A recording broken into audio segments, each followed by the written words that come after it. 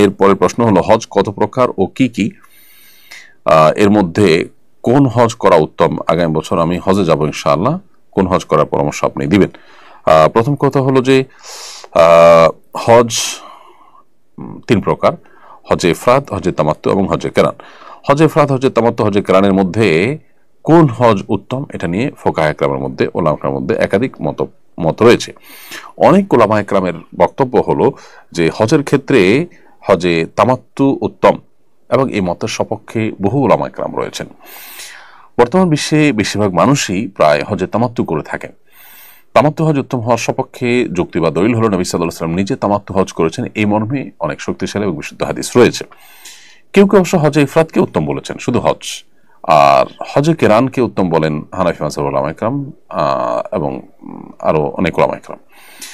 হজে কেরানটা হলো আমরা ওমরা এবং হজ দুইটারই নিয়ত করব, কিন্তু ওমরা করে হালাল না হয়ে তারপর আমরা হজ করব। একই এহরামে হজ ওমরা দুইটা করা, ওমরা করে তারপর হজ করা, এটা হলো কেরান। আর ওমরা করে হালাল হয়ে তারপরে হজ করা, সেটা হলো হজে তামাত্তু।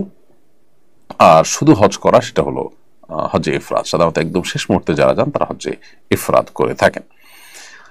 তো আপনার জন্য উত্তম কোনটা আমি সেটা বলবো যে আপনি যদি আগে থেকে জানান, অনেক আগে থেকে, তাহলে হজে তামাত্তুই করবেন, আর শেষ মুহূর্তে গেলে হজে কেরান করতে পারেন।